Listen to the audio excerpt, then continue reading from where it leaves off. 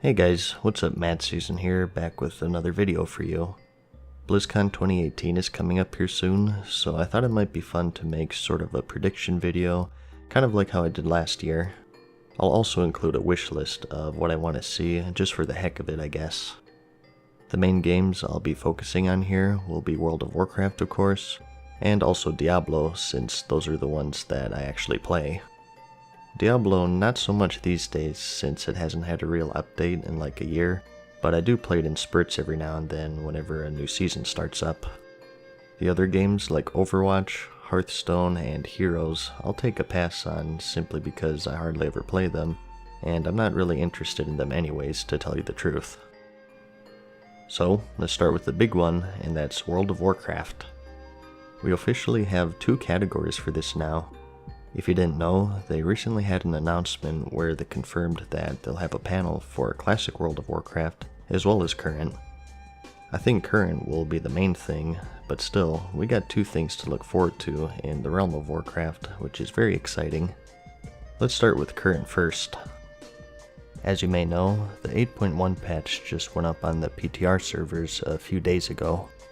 It has some fairly big stuff, a new Warfront on Darkshore, 2 new raids, and a bunch of balancing stuff, as you'd always expect.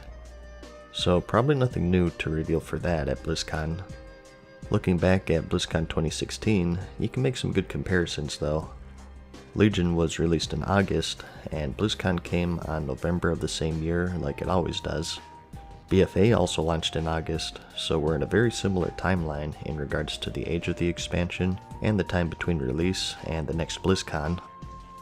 In that BlizzCon 2016, they talked mainly about the next minor patch, which was 7.1.5, so I think it would be a pretty fair guess to say that we're going to get a bunch of info on 8.1.5 for BfA. They still have to do their update for time walking, so I imagine we'll get Draenor time walking now that it's 2 expansions old. There's that D word, but before you flip out, the dungeons in Draenor were actually pretty good. One of the few good things about the expansion, in fact. They'll probably also release another mount and toys along with it, so save up your badges now. The mounts all cost 5,000, so it'll probably be the same. Again, drawing comparisons to 7.1.5, another thing they could do is bring back the Brawlers Guild for its new season. I wouldn't get too excited about a new mount since the first 2 seasons of the Brawlers Guild shared the same one, which was the Mushan Beast. Legion season gave you the Basilisk, so it might be the same thing for BfA if they keep up with that 1 mount per 2 season scheme. That's all we can realistically guess. 7.1.5 had more stuff of course, such as micro holidays and new arenas I think, so you can expect stuff of the same scope for 8.1.5 maybe. As for specifics though, it's anyone's guess. Now, I also think we'll get a very early preview of 8.2, just like how we got one of 7.2 in 2016. The reason why I say this is because there's a zone called Nazjatar that's been data mined for BfA, and 7.2 was when we got the Broken Shore zone if you remember. I won't go into the lore behind Nazjatar since I want to try to keep this as spoiler free as possible, but it's a pretty important zone. You may have heard the Naga name drop it whenever you aggro them. So, we'll probably be getting lots of story, more quests, probably a raid involving Queen Ashara, a dungeon or 2 I'm sure, and some sort of gear catch-up mechanic just like the Broken Shore. 7.2 was also when we got flying for the Broken Isles, so I'm guessing that we'll get it for Kul Tiras and Zandalar as well. So, you can make a lot of guesses just comparing it to BlizzCon 2016. I'm hoping that it won't be as straightforward as this. Hopefully Nazjatar isn't just another Broken Shore. Once you get in cycles, people tend to get bored, so hopefully we see more than just repeats of Legion's cycle. And we also have Classic. Now this is something I'm very excited for, but also kind of worried about. All we know about official Classic so far is from the announcement back in 2017, that update in June of this year where they confirmed that it's to be set in patch 1.12, and the most recent news of it being progressed far enough for a playable demo of a couple of zones. For almost a year since the announcement, very little information about the specifics has been divulged. Will they release the raids progressively over time or all at once? Will there be changes to anything? If you're not into the scene, these are very sensitive subjects. I even saw a multi-page thread of people clashing if there should be realistic shadows or the classic blob shadows. It's a very touchy thing, and because of that, I think no matter what they say, people are gonna flip out. Personally, I hope that there aren't any changes, or at least as few as possible as their technology allows. I'm not privy to the private server scene, but I guess one of their struggles are things such as mob pathing and enemy placement. Apparently, you have to do all of that manually, so it's never replicated perfectly. I'm not a programmer though, so I don't want to get into that too much. Maybe someone can chime in the comments if they know more about it. So, I have this lingering feeling that they're going to have some difference from the real classic version that's going to cause an internet riot of sorts. I'm hoping it's not anything major like Dungeon Finder or Raid Finder, dual talent specialization, and so on. In my opinion, people want classic for classic, not classic with bits and pieces of current tagged onto it. The only exception for me personally is the Rank 14 system, which I personally hated since I think it just supported account sharing. That's not to say that I want it changed, it's just that if they ended up changing that in some way, I wouldn't freak out, put it to you that way.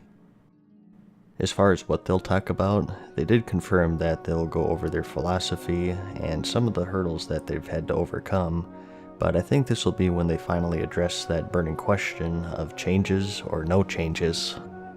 Whether or not we like the answer is still up for grabs. So, my official prediction is that for the most part it'll be classic, but there'll be some very minor things here and there that'll be different. I expect it to be very controversial no matter what though. There's also been some speculation about a possible release date announcement. The demo came as a surprise, and the fact that they even have something playable ready says a lot about how much progress they made. I think we'll at least get a year confirmed, which will be 2019, but no specific date. Hopefully I'm wrong, but I think it's still a little too early to get a solid release date because we don't have a lot of the details. Are add-ons getting supported? How will they handle customer service, anti-cheat? Is there that raid release schedule like I mentioned earlier? Lots of unanswered questions that I think we'd have answers to by now if the game was finished enough for a release date.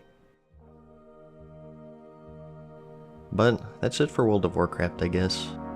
In summary, my predictions will be information on 8.1.5 and 8.2, Draenor time walking, Brawlers Guild, flying. The new zone is Nazjatar with a raid and maybe a couple of dungeons, and we'll also get a decent amount of information on Classic, including some information about changes or no changes, and I think and hope it'll be no changes for the most part.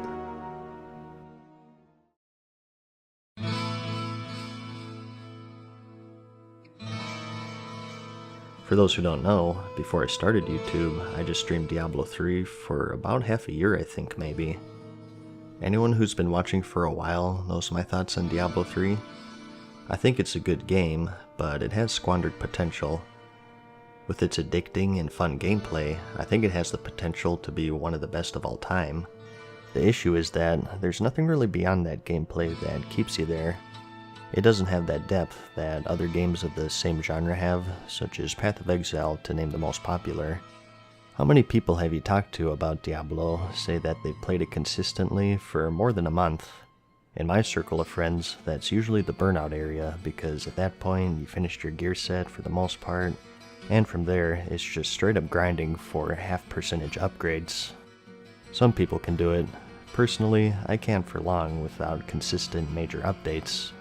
Speaking of which, the support for it has been very slow.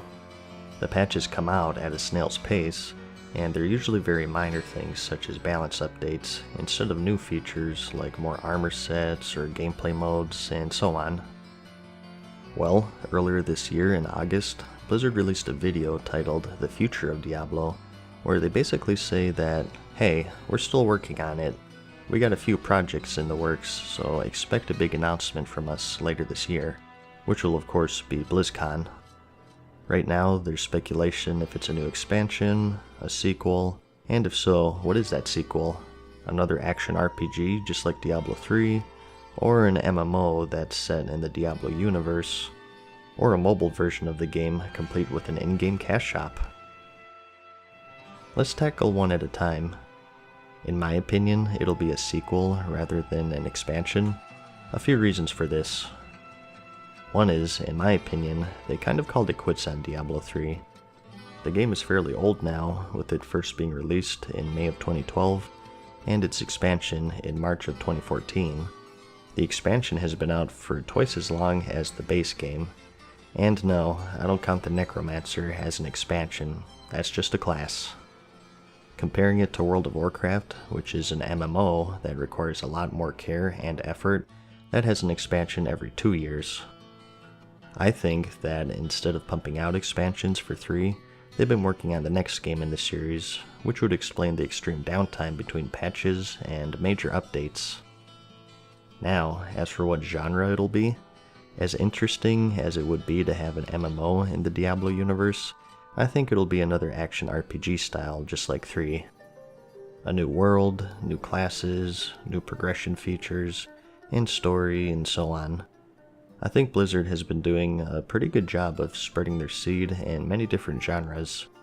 They got FPS with Overwatch, a card game with Hearthstone, RTS with StarCraft, MOBA with Heroes, and of course MMO is already covered by the biggest one of all time, World of Warcraft.